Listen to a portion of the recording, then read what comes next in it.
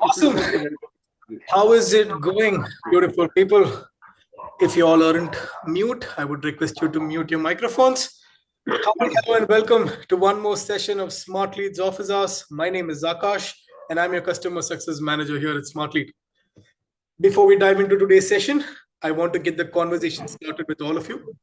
Go ahead, click on the chat option at the bottom center of your screen and drop a comment and let us know where you're tuning in from. What's the temperature like in your city today? And finally, are you a part of an agency? Are you a freelancer or a SaaS company? We'd love to know. Again, center bottom of your screen and drop a comment, please.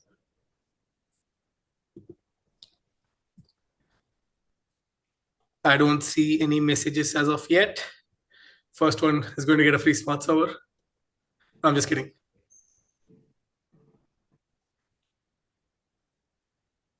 No messages yet. Again, there we go. Fritz gets a free smart server. Cleveland 90, Portugal, checking the forecast.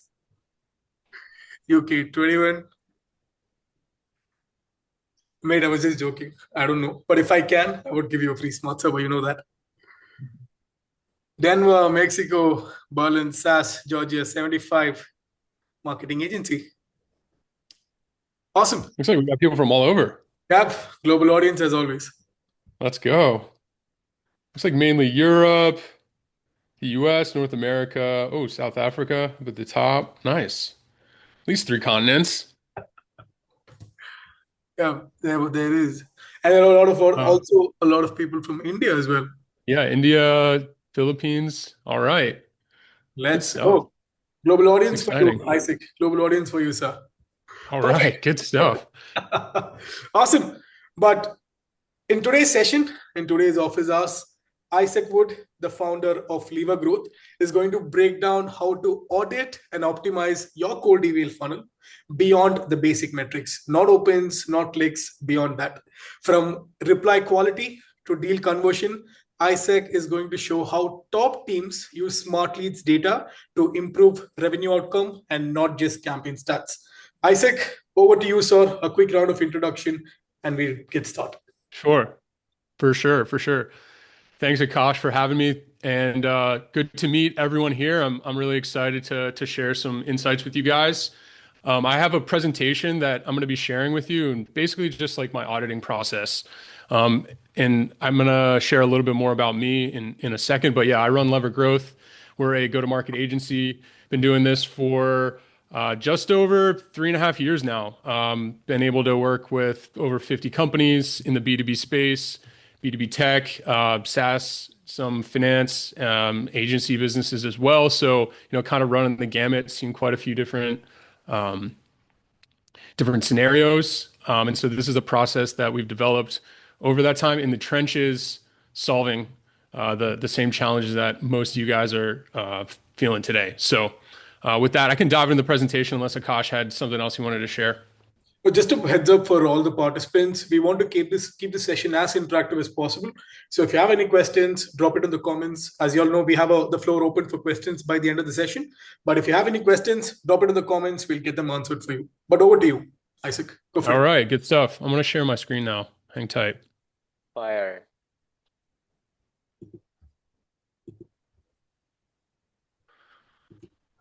Can you see it? Yes, sir. Yeah, we're good. Cool. All right. Like I said, this is how to turn cold email replies into revenue. So if you guys don't know me, like I said, I'm the founder, Lever Growth. We're also a certified Smart Lead agency partner. Work with a range of companies from publicly traded companies, Salesforce, Meltwater, lots of different funded startups to bootstrap companies as well. In the spirit of transparency, I post a lot of free content on YouTube, at least weekly videos with actionable insights, similar to what we'll be doing today. Ideally, at the end of this call or webinar, rather, you're going to get a 3-step audit process and action plan that you can use to actually go and identify some of the gaps in your process so you can actually immediately improve your results without necessarily sending more cold emails, because that's going to be the goal here.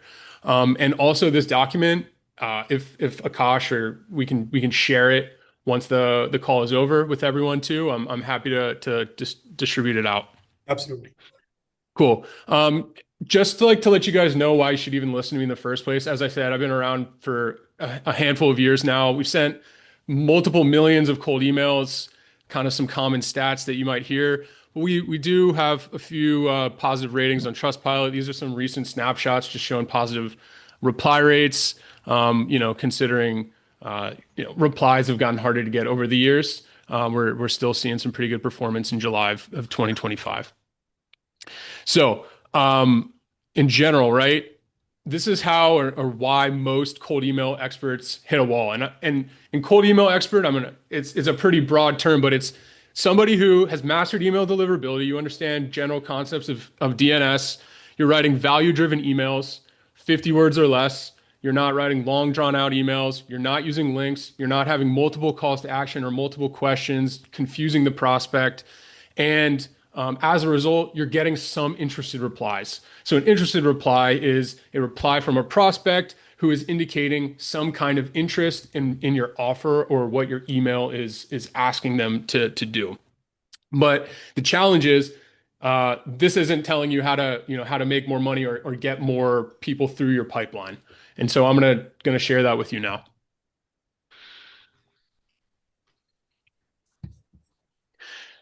So, like I said, the perfect cold email execution does not necessarily equate to a perfect go-to-market system. This is one channel, this is one specific avenue in which you can start generating traffic and interest, but that doesn't necessarily create a process that you can consistently and repeatedly get good results, right? Many times folks say, just send more volume. In some cases, that is the right thing to do, but I'm going to share in a few seconds why that's not the only thing you should be focused on. So, like I said, the cold email success paradox is oftentimes there is some common stuff going on LinkedIn, on YouTube, all over the place. And AI is something that we all leverage, and it's something that I leverage in my day-to-day process all the time. The thing is, I think a lot of folks get stuck on is over leveraging AI to make their emails super personalized and customized, but they're kind of missing the mark in terms of the value proposition, or they're just not necessarily getting those replies that they're looking for.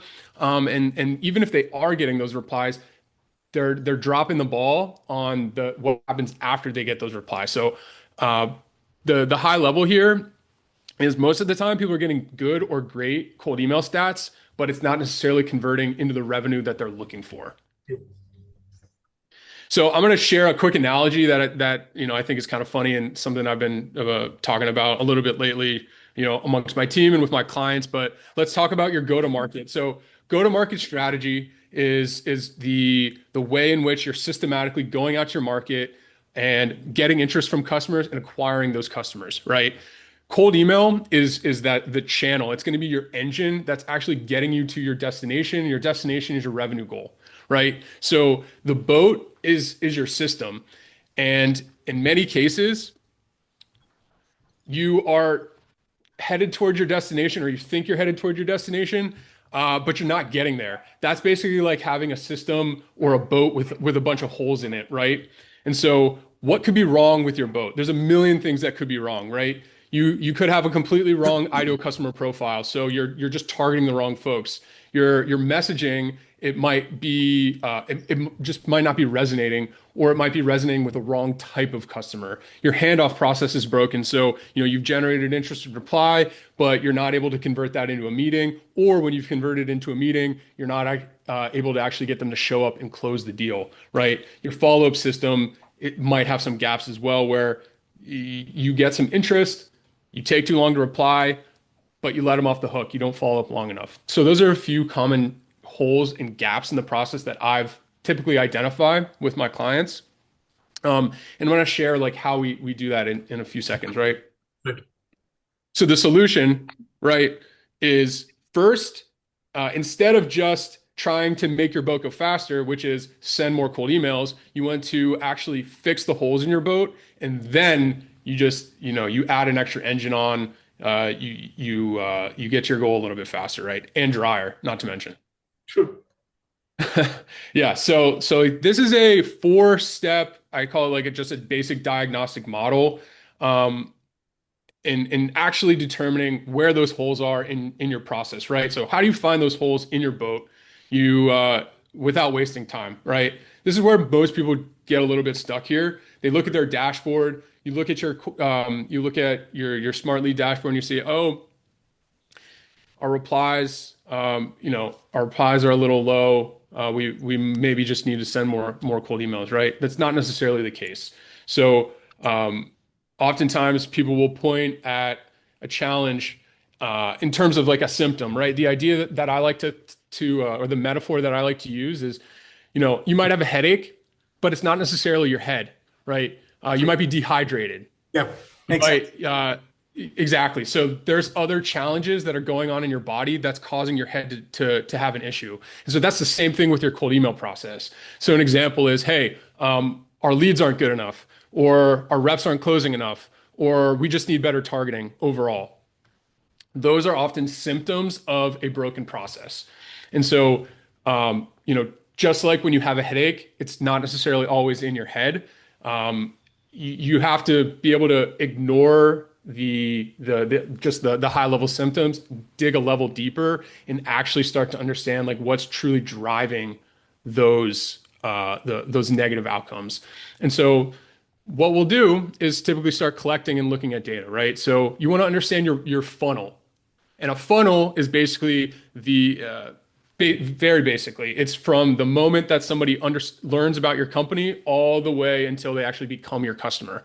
And so, you start at the top where there's a lot of people, and then slowly working down until they are your customer, right?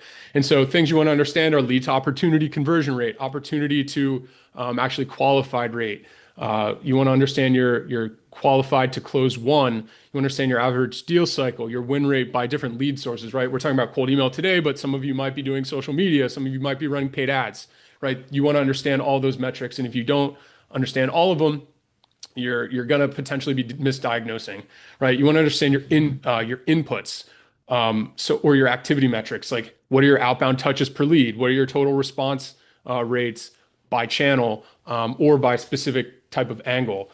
What are your show up rates? What are some of your follow up sequence? Like where are people replying in those follow up sequences, right? Another one that you can think about is like the handoff from meeting booking to the actual taking of the sales call. If you're the same guy holding the call, that's great. But oftentimes, if they book the meeting, they haven't heard from you in time, they're not going to necessarily show up to the meeting because they've forgotten. They had the pain in the moment. They were interested in learning more, but you didn't reinforce their decision to take action and show up to the call. And so that's another challenge, right? So the way that once we've collected all of our data and use our different dashboards to understand like all of our input metrics and our conversions, then we'll prioritize by impact, right? So you want to think about things in terms of what's the highest impact to the overall funnel that we have, and you start there, right? The highest impact that's going to have the best downstream impact to your process. And I'm going to share examples specifically to cold email about this in a second. So keep bearing with me. And then obviously the lower impact is what you want to fix last. It's things like, in my opinion, changing, wording, or, changing your spin packs. Like those are things that you don't necessarily need to focus on up front. And then again, like, when you're changing a bunch of things at one time, changing a lot of different variables, it's hard to understand specifically what is actually driving the end result. So ideally, you want to isolate your changes in your testing, so you can see the measure and you can measure the impact of that change in your test, and then apply it with consistency, and then go on to the next challenge and solve and fix that one. Absolutely. And one question, Isaac, is Yeah. if you're going to cover this, awesome. But as you know, I still have people coming to me asking, my open rates are absolutely fine. There's one question on chat as well from Yash, where they say my open rates are absolutely fine. I'm doing 80%, 90%, but my reply rates have tanked.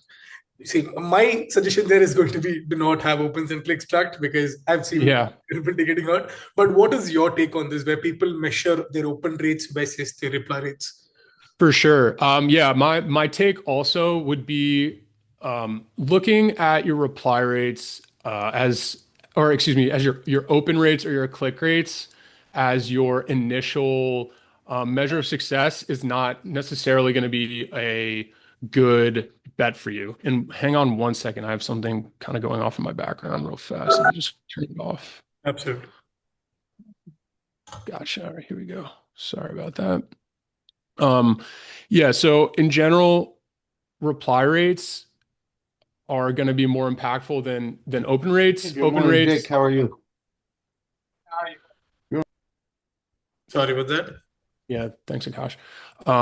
Open rates are they often can be misleading because email servers can actually like automatically open emails. So like iMess or Apple Mail might automatically open every mail and scan it. So you might be getting an artificial rate there. Also can get picked up in spam more likely. And the reason why is there's a little bit of code that's attached to the email. It creates more weight in the email. And so as a result, that gets picked up by spam filters more regularly. So that's just one reason why I wouldn't necessarily be leaning on your open rates as the key indicator. Your reply rates is a better indicator. I'm going to share what those types of things mean in a second. Um, but high level, it generally means something around deliverability. But yeah, like I said, you want to focus on the high impact down to the low impact, like in terms of priority. Awesome. And Yash, So, hope that answered your question as well, sir. Go for oh it. yeah, what do you got? But this was a question, right? It was regarding the open rate versus the reply rate, but you covered it all. Thank you so much, Isaac. Okay, cool. Yeah, okay, the KPI. Yeah, I'll share the KPI in a second. All right, so this is basically like the high level conversion model that I'm looking at, and the main sort of North Star metric is going to be your lead to meeting ratio. So how many leads you actually need to reach out to in order to actually book a meeting. That's your first main metric in the cold email funnel, and then from there you're considering like your show rates, your qualified, your close rates. But in the context of Smart Lead and what we control inside of Smart Lead, it's going to be how many meetings can we book per every lead that we're reaching out to. And so 1 to 1,000 is like the base benchmark. It can and should get better over time, but this is really like a benchmark. So what that means is, if you're above this number, meaning like you have to reach out to over 1,000 prospects, then to book one meeting, then you have a little bit of work to do in your process. In some cases, for markets that are more of a demand capture or just there's not as much demand behind the offer. It's just not as readily, people aren't buying it as quickly. It might just be broader than this, but this is a good benchmark to look for. I'm going to share like how you actually get there in a second. Awesome. So like in terms of what Smart Lead is really showing, these are the things that I'm really checking on is email sent, the overall reply rates, and then our positive reply rates. In addition to that, you want to be checking your total reply rates, your positive reply rates, your reply to actual meeting, your show rates, and then obviously your close rates. And these are some benchmarks. And I'm going to kind of go into detail in what these actually look like in a second. All right. So understanding like the general funnel is like very important in order to actually audit your process. So the first step, deliverability, right? You want to understand exactly how many leads or prospects you've entered into your campaign. And so I believe Smart Leads reply percentages is a ratio of how many prospects have actually replied, Yes. not necessarily the emails. And so you should be getting at least like a 1% to 5% reply rate. So if it's below that, it means you have a deliverability challenge, most likely, almost every time. And so this is a point in the presentation where, I'd like to ask the audience, hey guys, like when you're thinking about deliverability, what are some of the challenges or main things that you want to be looking for if you might have a deliverability challenge? Just enter in the chat right now, and I'll Bad contacts is one. yeah, 100%. Invalid emails is what that means in my mind. Anything else, guys? Bad email. Yep. Yeah, bad targeting, Bounce, bad. bounces, bad email. Bad copy, yeah, that can play into it, but spam words, yep, yep, exactly. So the idea is, in many cases, you want to go back and look at your list, make sure that you're sending only to valid emails. There are a lot of different email validators out there. Use one of them. Make sure that you're only sending to the valid emails. That's like going to be one of your most important things. Also, targeting too is going to be important there. Targeting is important throughout the entire process, but really like first and foremost, if you're not getting any replies, it often means you're just bouncing. You also want to be Smart Lead has an email verifier. All right, good stuff. Um, Another thing you want to think about is your DNS settings. So that's like on your domain level. And so that basically, you have your SPF, you have your DMARC, your DKIM settings. Making sure that those are correct is like 100% absolutely essential every single time.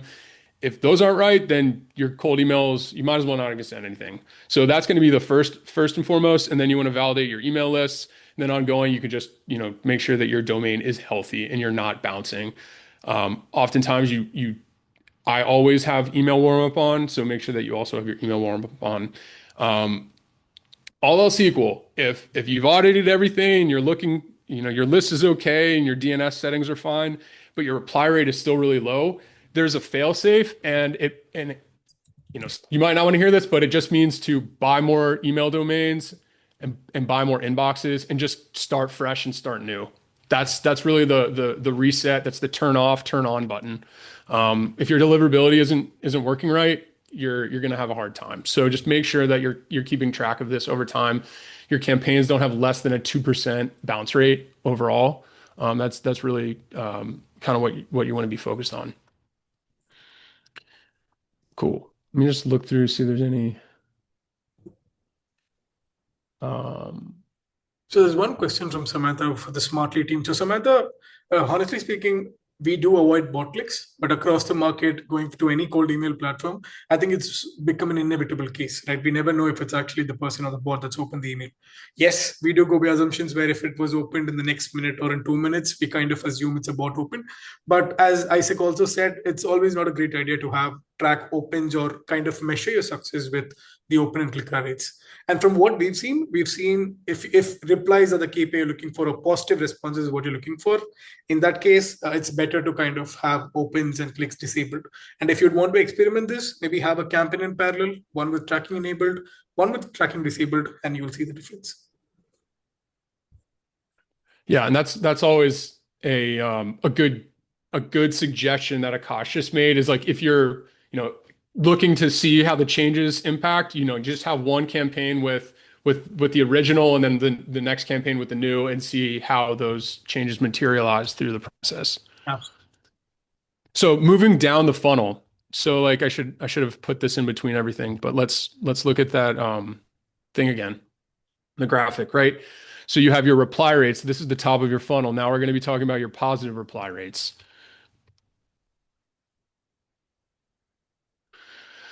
So this, I'm calling this reply quality, but basically this means that what percentage of your replies are actually like interested in what you have to offer. So what we're typically looking for as a benchmark is at least a 10% positive reply rate. So of every 10 replies you get, one of them at least should be, hey, I'm interested, or tell me more, or what's your pricing? What are your case studies? Those are common questions that are indicating some interest.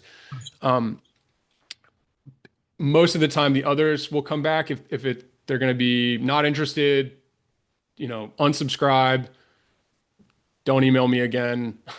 That you'll get that pretty regularly, but you just don't email again. That's simply what you do. And then some out of office as well. But question for the group again: when you're looking at your replies and you might be below that benchmark of 10%, what are some of the things that you would identify to fix to improve your positive reply rate? Enter it in the chat.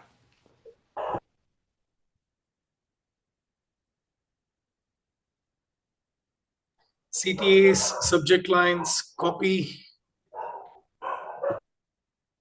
Yeah, so copy is on track. I think subject lines is maybe I don't I think subject lines are important to get people to open, but not necessarily to get people to reply positively. Absolutely. Targeting is spot on there.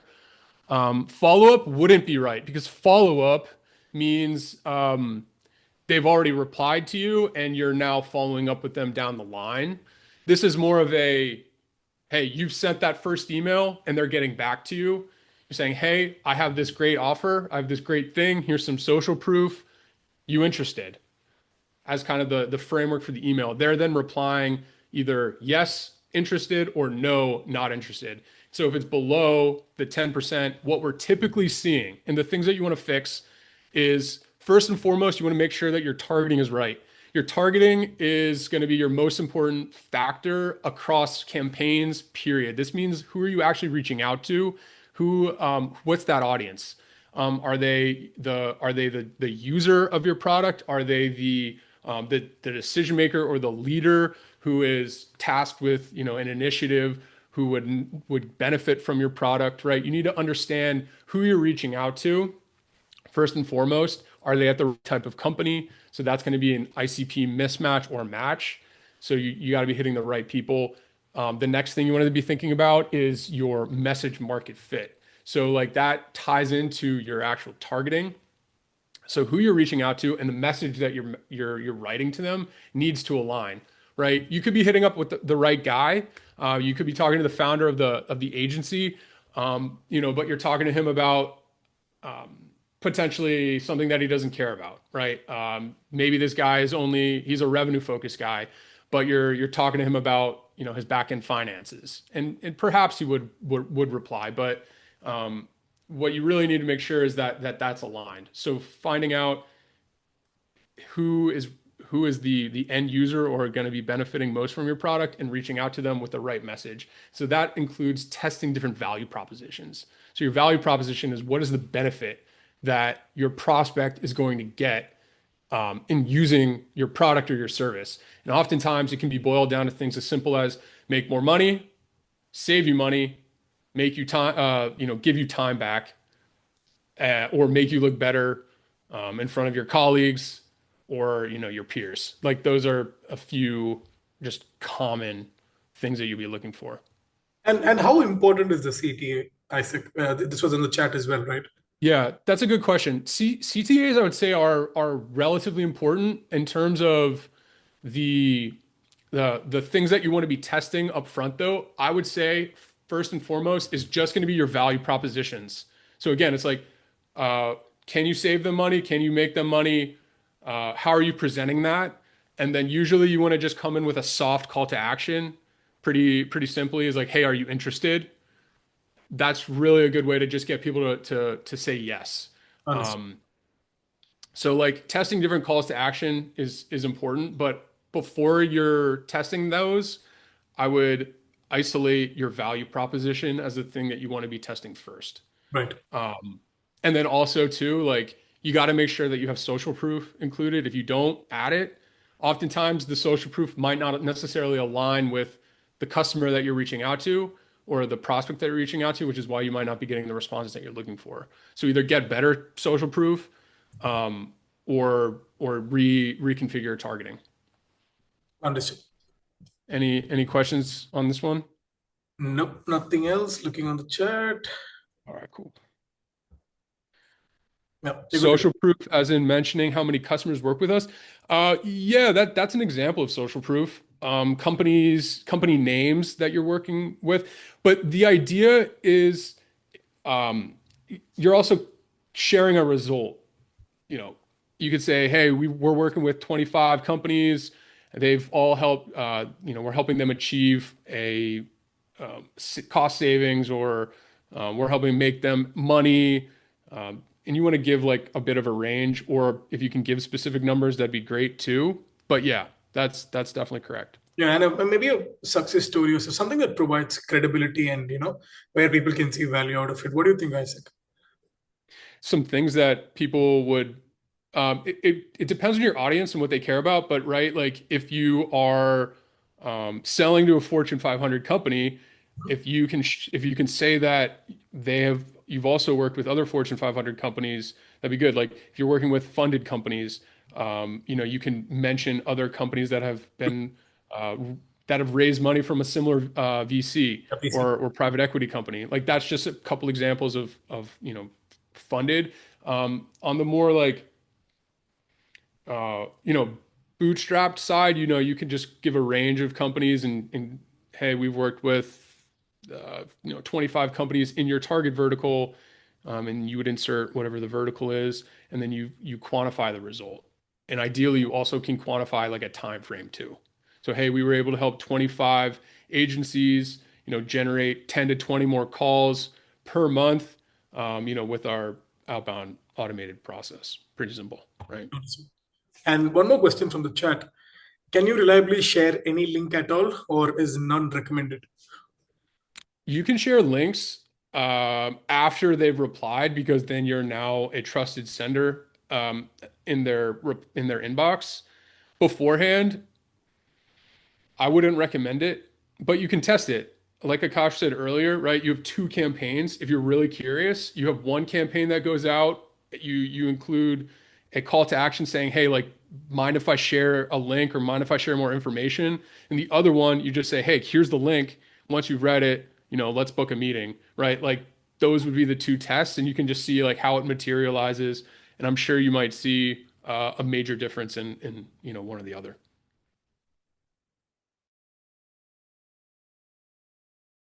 Yeah, absolutely, Anna. Because open tracking and click tracking, the way any platform would do They're technically the same. separate Yeah. things, but effectively they have a similar negative impact. Yeah, and it's basically an HTML minute tracking pixel that is attached in all your email. So HTML could be bad, is the assumption in the market. So yeah, Yeah, and sending personalized videos as a way when you get back to the person, sending personalized videos is a great way to very much increase your conversions from interested reply into actual meeting booking, which is what we're going to be talking about now. So meeting conversion analysis. So this is the conversion from, okay, you have the interested prospect. How many of those people are actually going to take a call with you, right? In most cases, most of us are running some kind of a call funnel. This is also applicable for if you're just looking to get signups or you're just looking to as one example. But the conversion would be the sign up versus actually taking the meeting. Either way, positive replies to meetings booked. Ideally, we're looking anywhere from 20 to 50%. So that means for every 10 positive replies, 2 to 5 should be booking into an actual call with you. If less than 20% are booking in, you have a problem. Anybody who has any ideas, enter in the chat what thoughts you have around why aren't people booking in properly and hitting that benchmark.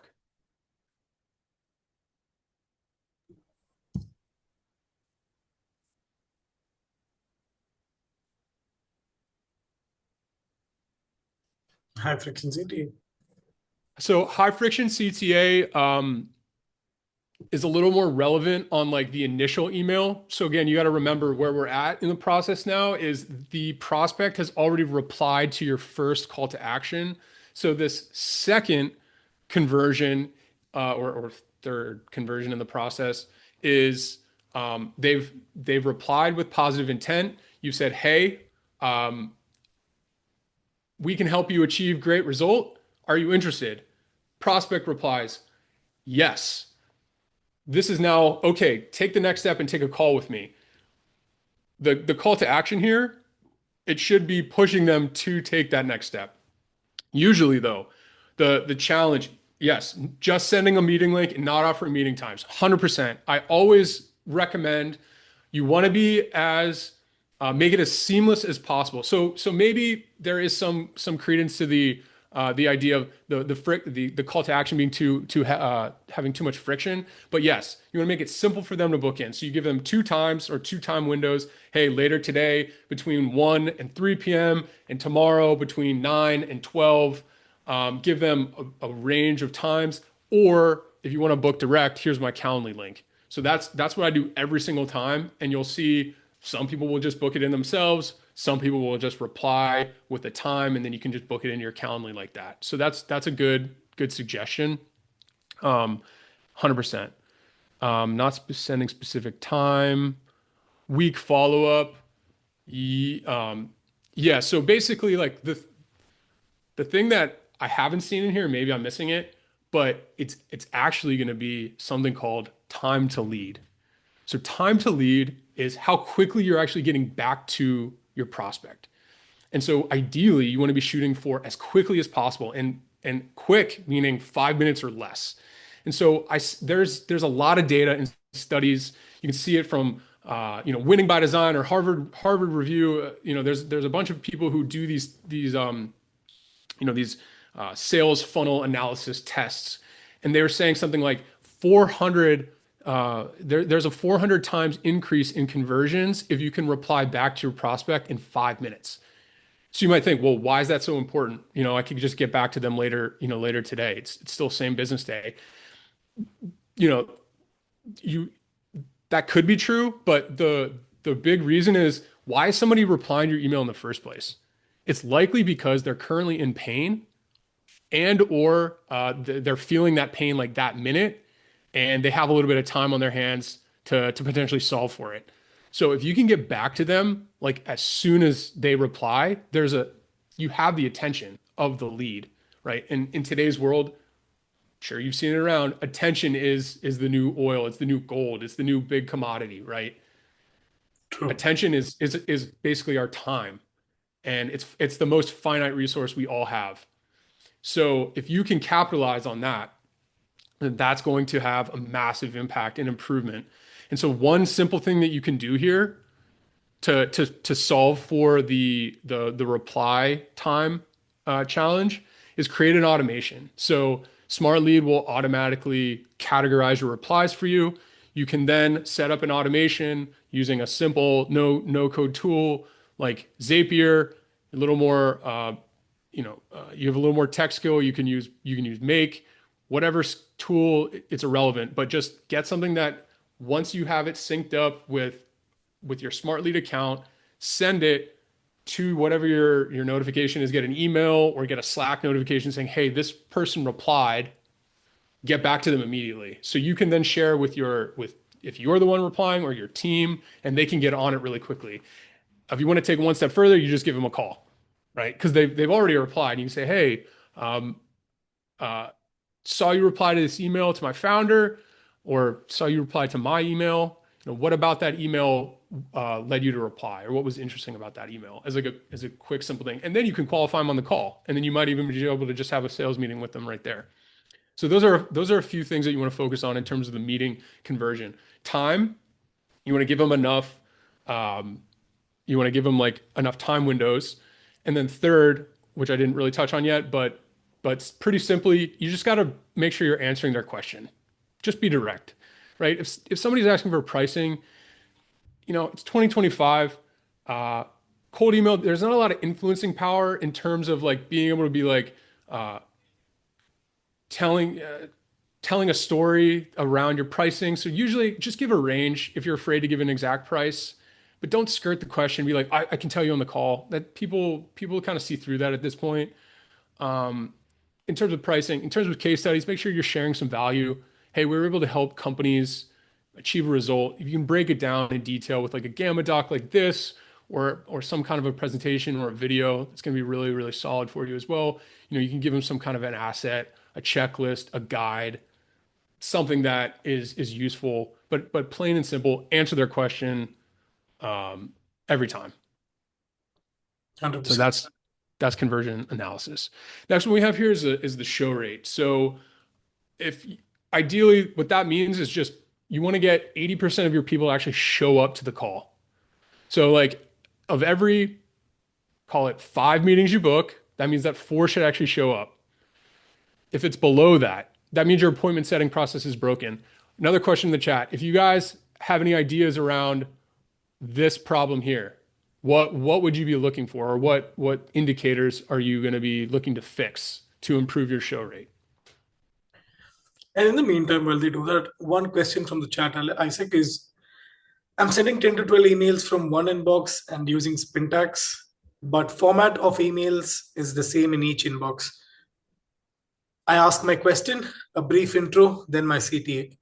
Does that still risk getting caught in spam filters eventually?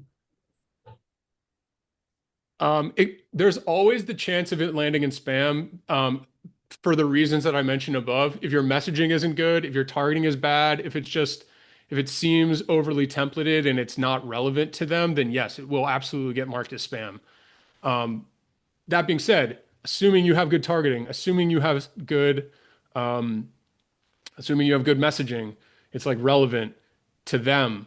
You have a pretty easy, low friction call to action. Then if you're doing 10 to 12 emails per day and you're using Spintax, you should be okay. But the thing you want to look at is look at your replies. If they start dipping below that 1%, then you want to start digging in a little bit deeper. You can actually click into your emails. You go into your actual inbox and you can look at the bounce backs and you can see why those emails aren't actually sending.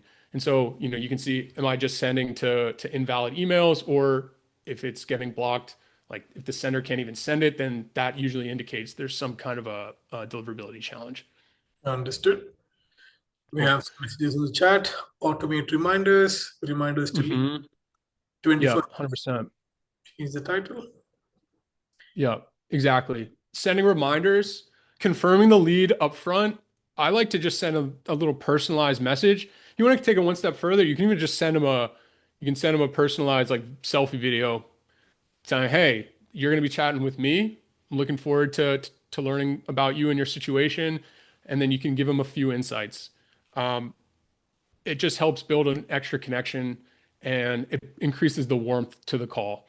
Um, Manual confirmation, if you're using Calendly, which I am, and this example kind of relies on that, but or some other meeting booking tool, but you can have set automated reminders. I send at least three, one the day before, one 3 hours before, one an hour before, just telling them, hey, you have a call with me. Here's the meeting link. This is like the typical agenda. Join the call when you can, right? In that manual follow-up, you want to share, hey, if you have a VSL or a video sales letter that gives context on your process and your case studies and all that good stuff, make sure to share that as well, because that'll then help warm the prospect. I also create a pre-meeting flow that's coming from my email, not Calendly, that gives them more context. Again, it's like, hey, this is a case study of a company that looks like you. This is the results that they've been able to get. Here's a little bit more context on our process, and this is how it works. This is like the timing of the results. This is the pricing. Those are some of the emails that you want to send ahead of time. And also too, like the way to think about these emails is like, what are the most typical questions that you get, like our basic FAQ that you get? You can just write some simple emails answering those questions ahead of time, sharing it with them, and it really helps you frame the call. So when you actually hop on a call with folks, they're not going to read every email every time, but you're sending them information and you're being transparent, and they're going to read some of it, and they're going to hop on the call with way more like confidence that you are able to solve their problem. You understand them, and you understand their problems, and you can articulate the solution to their problems. So there's a much higher chance that you actually can solve those problems, right?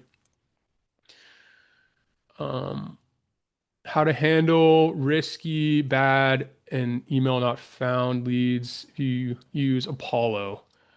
Okay, yeah. So, good question. There are a couple like no, there's some catch-all tools that will verify catch-alls. That would answer that part of the question. The way you can get around, like if Apollo isn't the only, if that's the only tool you're using, then you can use some kind of a waterfall. So there's a bunch of different tools. I use Clay, which has built-in waterfalls, which will push your emails through a handful of other different email finders like Find Email, ICPs, Lead Magic, Prospeo, so on and so forth. So that's what I would do there. All right, so then the close rate, yeah, so ideally, of the 80% of the meetings that show up, you should be closing between 25 and 35%. So what that means is, right, like one out of every four or one out of every three should be a closed one deal. So this is not where it's at. Um, you know, put in the chat if you have a couple ideas around what you would fix. And I've gave you some hints here at the bottom, but if you have any other ideas, let me know in the chat. And in the meantime, again, one more question from chat. What is the best way to warm up your prospect prior to the meeting, Isaac? The sales Yeah, video you told was actually a good one. But apart from that, do you think there are any? those are pretty much the main ones. But like I said, you want to create some kind of a manual, personalized reminder, and then you want to send them information that's relevant to your process, your pricing, and the main objections that you get on your sales calls. It can be anywhere from a handful of emails to, you know, 14 emails over 3 days, right? You might sound like, oh, that's a lot, but these are high level business people that you're talking with ideally, and they're busy. And so people often appreciate professional persistence. And if there's some like rhyme or reason to like the email flow, then it makes sense. People are willing to read it. Keep the emails like less than 100 words. Don't send a novel every time, but that's what I would recommend. And like I said, if you get their phone number, you can text them. That's another thing to do. Send a pic or a quick video. Uh, you know, One of the things to really differentiate yourself is to be a human in an AI world, and build a real connection with somebody. And we're all like native online, or at least good enough doing business online now, where we all have set up these automated systems. But doing some of the unscalable things is also a really great way to build a connection and turn people who are leads into actual customers. Got it. Makes sense. Cool. So didn't really get any suggestions here. It's all good. I'll just go through the close rate. If you're hopping on the call, they're not a good fit. That's usually a challenge around your messaging. That means that you need to either fix your website messaging, either you're just missing the mark completely, or your value props are targeting people who are too low. Oftentimes, if you're like, hey, we're super low cost, we're like very, very cheap, free, that usually is going to attract a lower quality buyer, and somebody who wants something that's completely free. If you're trying to be premium, you got to have a premium sort of frame on your website and all your messaging. So that needs to align. If they're simply just not closing, you need to improve your sales process. So it all starts with after the meeting is booked, and you got to just make sure that you have your pre-meeting flows. You got to make sure that you're following up in time. You have a dialed in sales call where you're actually running discovery. You're actually talking through pain points. You're establishing the results of not solving those pain points, and where they're currently at today, where their goals are, what's the gap that's actually preventing them from getting there. Uncovering all of those things in your sales process is an absolute must. And I would recommend, if you're not closing at the rate you want to, anybody can do this. If you're recording your calls, go into your call recording service, pull down the transcript, throw it into Claude or GPT, and just be like, hey, rank my sales call using the closer framework, and give me actionable insights into my process and how I can close this deal. Right. Or if it was a closed loss, like what would you do differently? As just like a very simple example of a way to get a lot of leverage with AI in 2 seconds. Makes sense.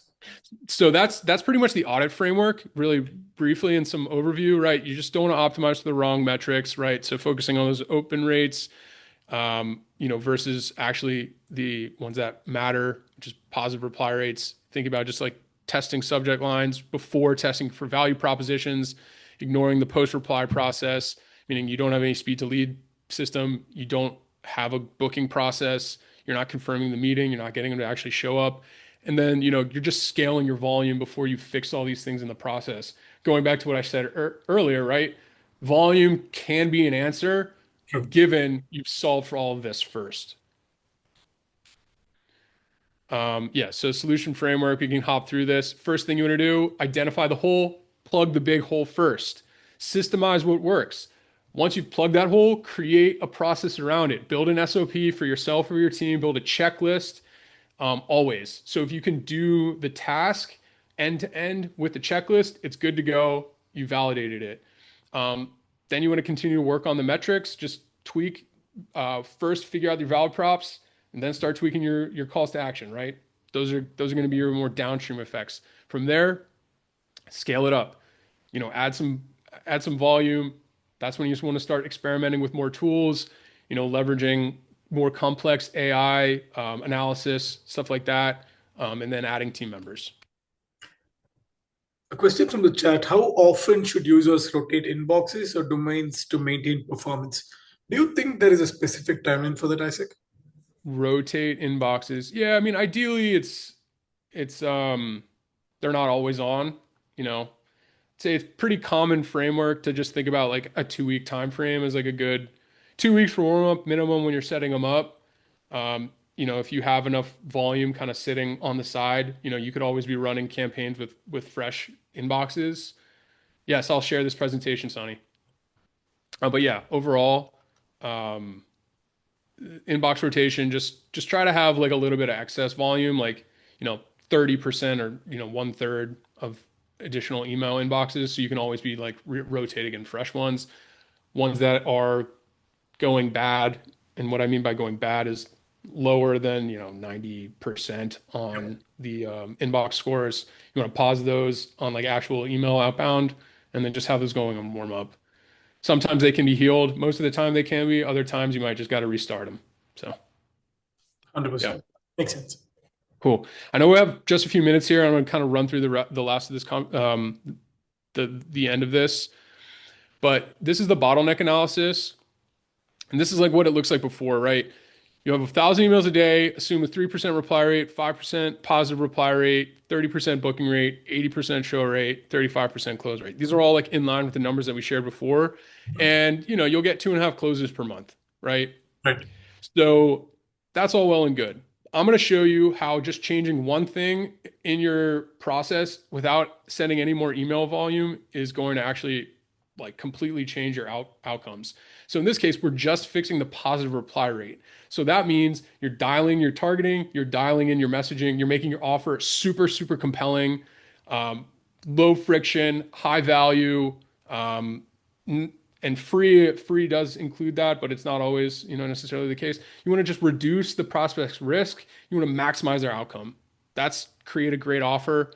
So you just go from 5% to 15% positive reply rate without sending any more emails. You get more reply rates per day. You've increased your meetings by 3 and your closes by 3. You get almost 8 closes as a result of just increasing your positive reply rate from 5 to 15%. Pretty simple, right? So what does that mean in terms of revenue to you? Depends on your customer value, but assume you have a assume you have a $20,000 customer, and let's call it you have a $50,000 customer. That's 150K more in revenue, Yep. right? Just by solving for one important thing in the bottleneck. So the implementation order, this is how I think about it, right? Don't do everything at once. First, fix your reply rates, make sure your deliverability is on point. Then you want to fix your positive replies. That's your ICP, your messaging, and your offer. Then you want to fix your booking rate. So that's your follow-up process, making sure they actually show up to the call. Next in line, so your confirmation system, making sure they're actually getting those pre-meeting materials. And then if you have a low close rate, you want to fix your targeting, your actual funnel messaging, and in this case, didn't go into detail on the lead magnets, but if you're sharing low value stuff, you're going to get low value customers. Awesome. And one question from the chat quickly: does it make a difference when you're cold emailing specific industries like government and hospitals, etc.? Does it make a difference when you call? Does what make a difference? Like, or I what are believe, we yeah, I think that we need some clarity there. But is it regarding, as to what to fix first? yeah, is it regarding? The no, I think this is just going to be bottle solving for the bottleneck, right? If your reply rates are okay, you're good to go. If your positive reply rates are okay, then move on. If you're having a challenge with your positive reply rates, then that's an indication that you need to be fixing your targeting or your messaging. And that's usually, and I keep pointing on to that, but that's usually where most people need a little bit of help. Um, so it doesn't really matter the industry, to be honest. This is applicable across all industries, uh, every vertical, because this is how you're going to convert them no matter what. So the audience can be, you can talk to a nurse, you can talk to the head of the hospital, you can talk to the CEO of a health tech company, right? Or you want to email the president, you're probably going to get a low positive reply rate from them, or they might not reply at all. But anyway, yeah, it doesn't matter. You're going to just think about the funnel and you want to solve for each problem in the funnel. Got it. Makes sense. And one Yeah. last question from Manav from the chat. It is funny that happens to me when I make a new campaign from fresh inboxes, they pop off, but after a month, it absolutely tanks. Yeah. Good insight. That can happen. And that could be a couple things. It could just be like they've seen your message before and it was interesting. And then for whatever reason, it's, you know, called like banner blindness, effectively like messaging blindness. Like it doesn't resonate with them anymore. That's just one example. It could also be a deliverability issue. Uh, it's going to depend, and you're going to have to like kind of isolate the variables and determine it yourself. But those are usually two things. Again, what you can do and to solve for the deliverability thing is keep sending those messages and keep prospecting into that target vertical, and then just get some new ones on the side, and then just see if it does a similar kind of pattern. If that's the case, then there's maybe some people inside of your campaigns that are, marking you as spam or they're just bad fits. So, remove all of those people and then, see what happens with the next campaign. Awesome. Makes Yep. sense. Cool. Simple action plan for everybody. And, you're listening to this, you're in one of the 7 continents. This is applicable to you. You're in any industry from government to tech to finance to everything in between. This can be relevant, right? So what you want to do is first audit your reply conversions, right? So see how your replies are over the last 30 days. You want to categorize them positive, negative, neutral. SmartLead will do this for you. And then you want to calculate your total positive reply rate. You could do this overall, so across all of your campaigns.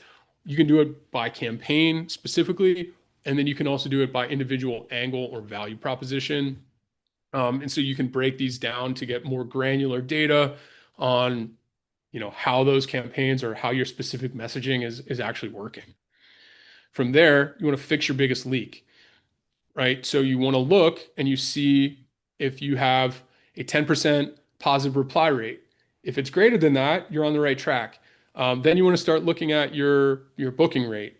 If it's greater than 20, 25, if it's less, sorry, if that should be if the booking rate is less than 20%, you need to fix your follow-up process. You need to reply back quicker. Just create an automation for yourself to reply immediately once they get back to you. And then, if it's below 80% in terms of the showing rate, you want to fix your confirmation system, right? Makes sense. Then scale your systems. That's it. Yeah. Increase your volume after you fix the biggest bottlenecks in your system, and then from there, you should see measurable impact to your overall campaigns. So yeah, this is the checklist. Audit your metrics, identify those conversions, implement a fix, measure the impact, systematize those changes, and then move to the next biggest constraint. Yep. And so we've talked about these pretty much like throughout the whole time, but most of the time your go-to-market problem are going to be systematic, not necessarily tactical. You want to fix your boat before adding more power. One variable testing prevents confusion and misdiagnosing your challenge, and use the highest leverage point in your process. Fix that. It'll create a cascading effect downstream. Very, very important. And, thinking about things in terms of systems, how it all fits together is very important relative to just creating like simple band-aid fixes throughout. True.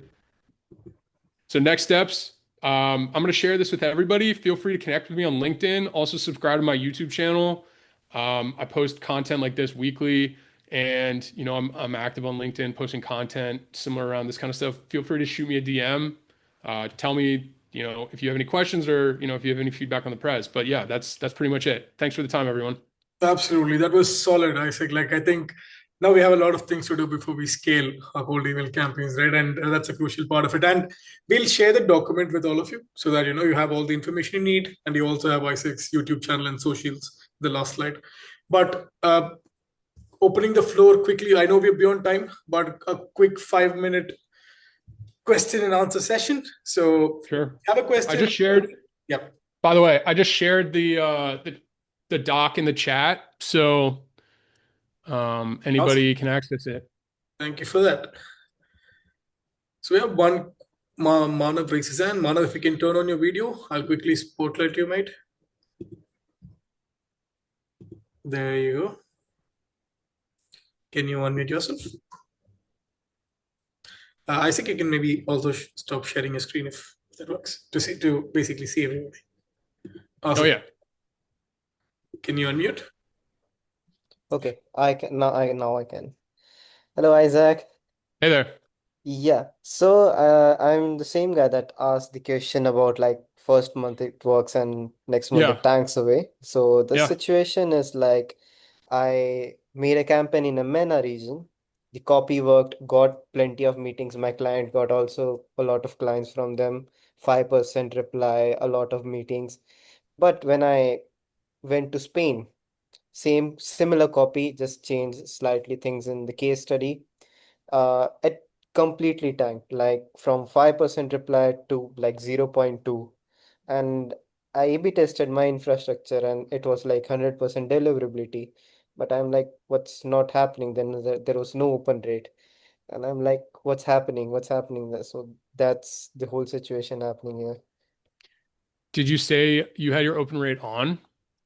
Just for testing purpose because there was no reply. So for 50 set of send capacity, there was open rate on, and afterwards I closed it. Hmm. So, um, you waited. So these were new domains. No, okay, these were slightly older. The when I the this is usually the case for every of my clients. When the first campaign or first batch of campaigns are launched with these, which are usually like 6, 7 campaigns altogether, they all Yep. work great. But 1.5 month later, when I run a second run, they completely tank, no open, no reply, no nothing. Okay. Yeah. So that could potentially, I'd imagine that's somewhat of a deliverability challenge. So, without being able to go into the inboxes themselves, the typical response would be, okay, pause campaign and wait for 2 weeks, resume campaign after 2 weeks. And at that point, if you're still getting point whatever replies, then you probably just want to buy new domains. Usually, in the interest of timeliness, just buy the new domains, get them set up, get them going, and then start fresh because you never know. Like I said, like in the answer before, you never know if there are some people in there who are marking things as spam, or there are just some. Make sure your list is clean. Is that? Have you validated it? Yeah, I used Clay to enrich everything, so it's Hmm. pretty straightforward and clean. Okay. Same process, but didn't work there. Yeah, it's probably going to be something related to your deliverability, and then going into it again if you're like assume um, you got new domains and they've warmed up for 2 weeks. That should like solve the problem for most of the time, assuming you're targeting your messaging is right. But again, it's like I can't necessarily validate that right now for you. But if you were to do it yourself, just make sure that that your targeting is on point and make sure that the messaging it sounds good. Like there could be something wrong in your messaging. You maybe have some spam words. Like Europe, I don't do a lot of work in Europe, but I know that there's like different compliance measures there. And so I can't necessarily speak to all of that, but there's potentially some other things going on there. So I would say like start fresh and new. as like kind of a fail safe, but otherwise like really dig deep into your campaign copy, because you never know like uh, you're sending to Europe generally, and so like the quality of the English in the email might be either too much, right? Like if you're in the United States, which is where I'm based, like the average English speaker, like the reading level across the board, it's like really low. It's maybe like seventh grade or fifth grade or something like that, which is kind of crazy, but like it's true. If you're reaching out to like Europeans and you're writing an American, sorry, you're writing in English, you might be writing at a level of English that's too high for them, or it might be too complex, and so they might just not be understanding it at all. And you might, as somebody who understands English well, might be like, this is pretty basic, but I don't know. Are you sending messages to like England, or are you sending them to like Spain or Germany or something like that? Hmm. Yeah. Okay. But It's something but to think about. like that drastic, like from 5 to 6 to like point 1, point 2. The challenge, I think ultimately it's probably going to be deliverability. Um, But, you know, again, it's like without knowing how you set everything up and how much volume you've been doing and all that good stuff, it's hard to identify. These are just like some points Yeah, in which yeah, you yeah. can like find a solution. Yeah. Okay. Okay. That's fair enough. Thank you. Thank you. Yeah. Thank you, Manav. Any other questions? We take the last question for the day. If yes, raise your hand. I'll spotlight you. If not, we'll call it a day. Any questions? Oh, so we wrote in Spanish only. Hmm. Where do we get data of company intentions when targeting? Intent data. There are different intent data providers, but that's one of those things that like it's basically like what's the magic wand for the buyer? You know, where do we find the buyer? And you got to think about it like this. What is the best customer look like, and what did they look like when they chose to buy? So what is their company like? Were they new? Did they have a new leader? Was there a reorganization? Did they just raise funding? Did they just announce a new product? Think about those kind of factors. Are they using specific technologies? Do they not have something? Like sometimes a negative is good too. Like I have a client, if they didn't have a CFO, they'd be a good fit, right? So understanding what about that company makes a good buyer, then you want to go and find companies that look like that, as a way to create some intent for yourself outside of me just telling you to go find a software that claims to have intent. Supposing I'm a new GTM, where would be the best place to start? Just like personally on skill sets and knowledge. That's a great question. Go to market is like super broad, and it's kind of like the term of the moment, I would say, go to market engineering, all that good stuff. But broadly, like go to market, the way that I define it is the way in which you find and attract new customers. So if you're interested in copywriting and marketing, I would look into, you know, how to do copywriting. If you're interested in cold email, I believe Smartlead has an entire, like training guide and a bunch of FAQs in there that would be a good start. I have a YouTube channel. I got quite a lot of stuff on there. I have a newsletter with a free 33 module go-to-market training going from like understanding your market all the way through like complex scraping. So I can share that as well. If you want to join that. It's called leadstoearnings.com. Share that here. But yeah, that's leveraging a lot of Clay.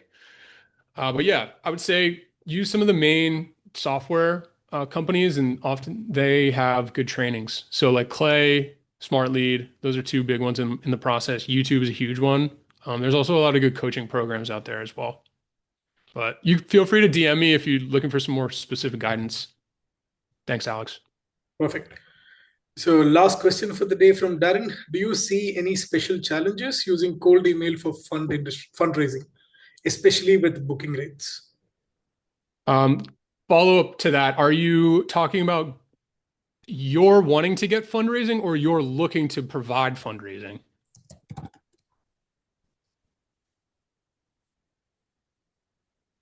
Wanting. You're wanting you're wanting fundraising. Okay, yeah. So yeah, there's going to be challenges there.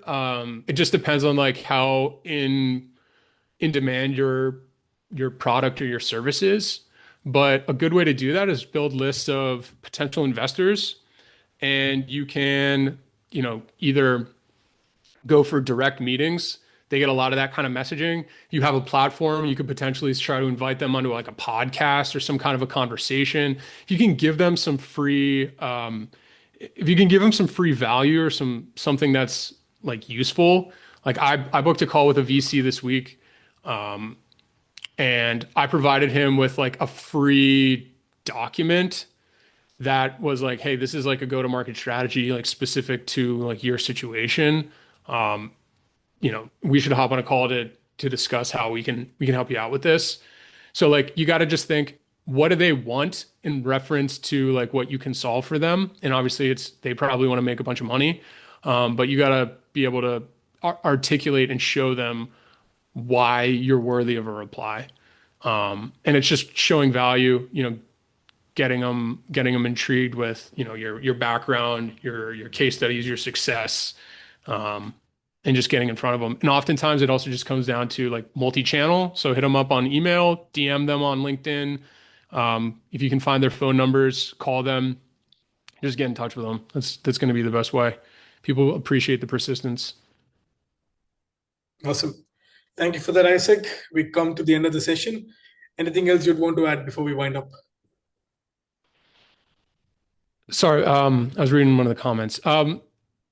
Anything to add? No, I think that's pretty much it. Yeah, the high level guys is cold email is a game of volume, but you want to make sure that you understand your metrics and you want to understand your inputs and your conversions along the way.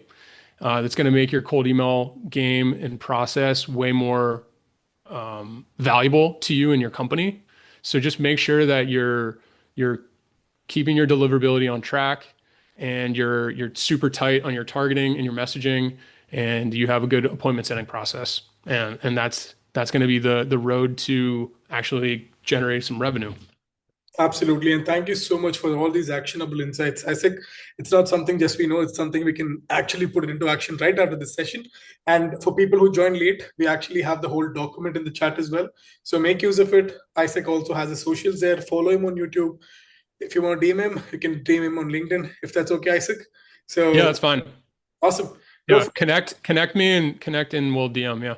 100%. So thank you all for taking the time. 3 consistent things in life: death, taxes, and offers us every Thursday.